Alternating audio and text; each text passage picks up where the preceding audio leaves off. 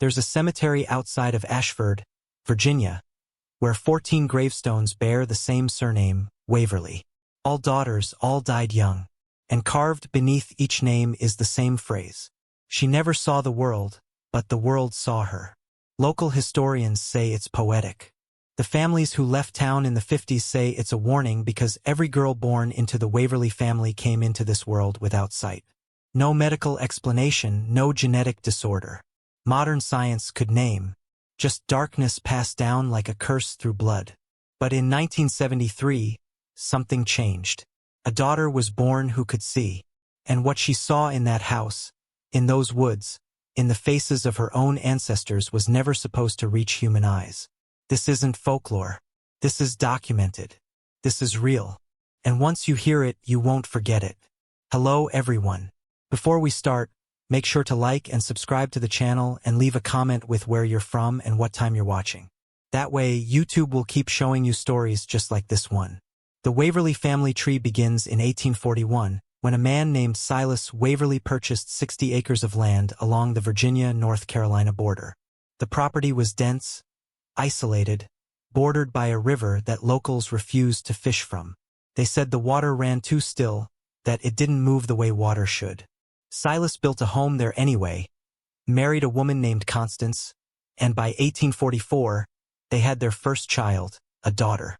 Her name was Iris, and from the moment she opened her eyes, they knew she was blind completely, both eyes pale and clouded like marbles dipped in milk. The midwife who delivered her said it looked like the child had been born facing the wrong direction, looking inward instead of out. Doctors were called, treatments attempted, but nothing worked. Iris would never see. And as the years passed, Silas and Constance had more children, 3 more daughters, all of them blind from birth. Not one son, not one sighted daughter, just 4 girls walking carefully through a world they would never witness. And when those daughters grew up and had children of their own, the pattern repeated, every single girl blind.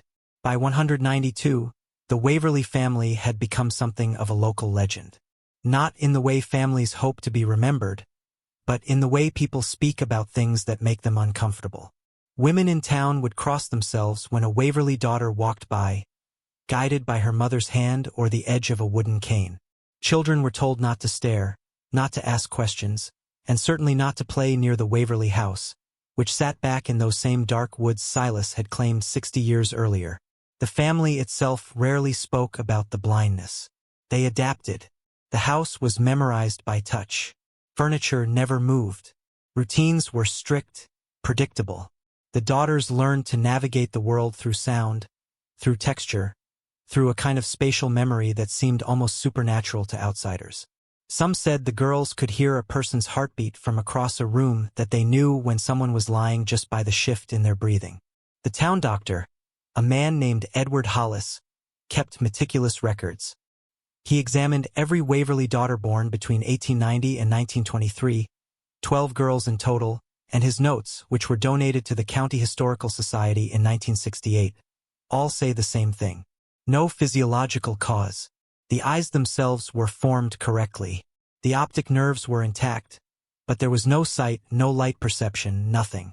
Hollis wrote in his final report dated 1924 that he believed the condition was psychological in nature, not physical, that the Waverly daughters were born blind because some part of their mind refused to see. He called it hereditary hysterical blindness.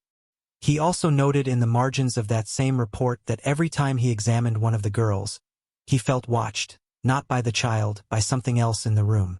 In 1937, a woman named Margaret Waverly gave birth to twin daughters in that same house.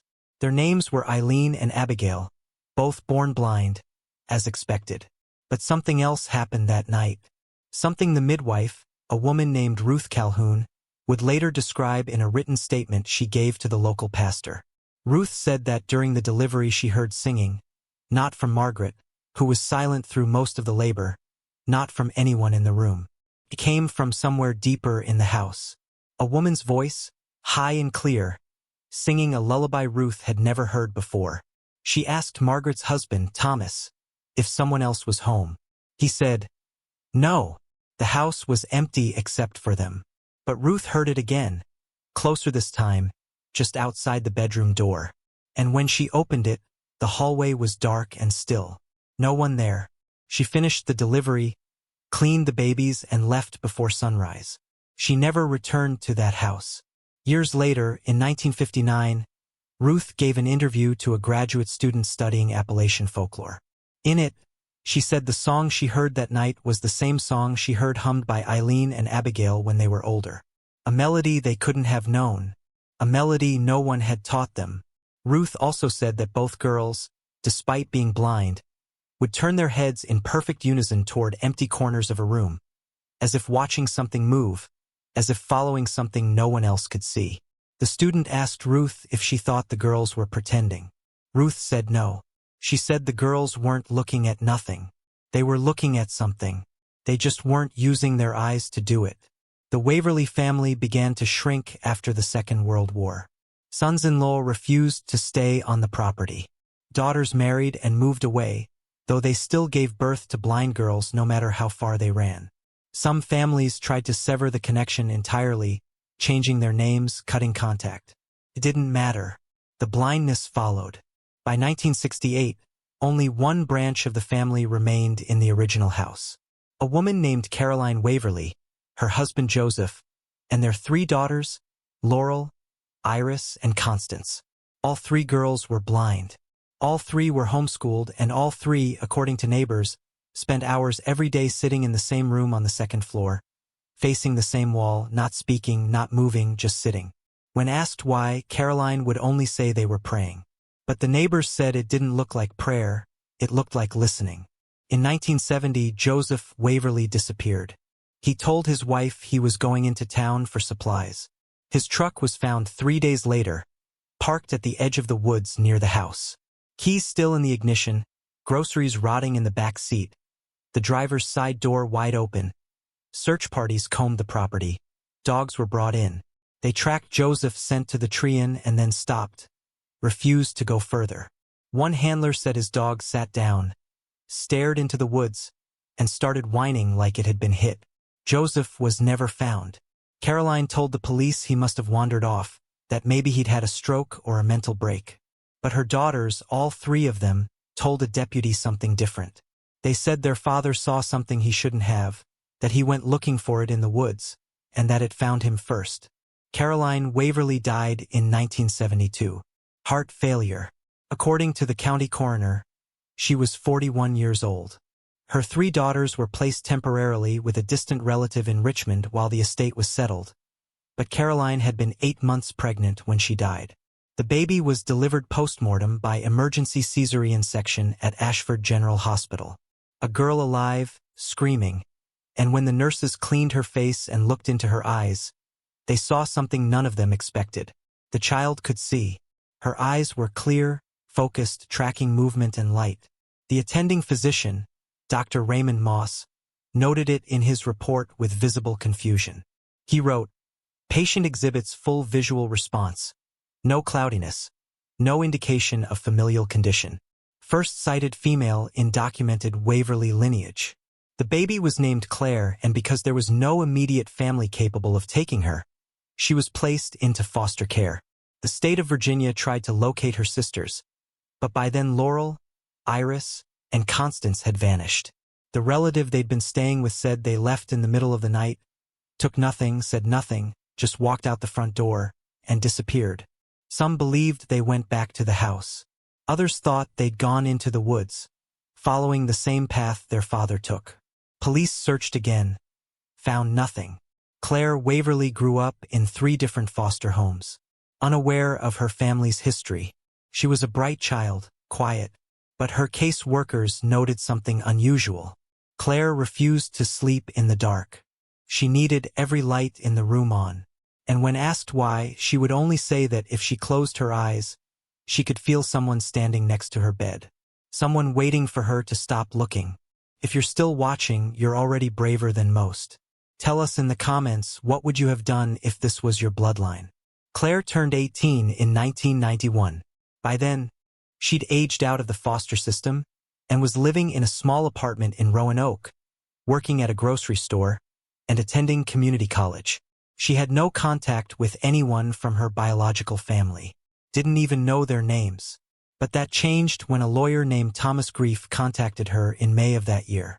He told her she was the sole surviving heir to the Waverly estate, that the property, the house, and everything in it now belonged to her.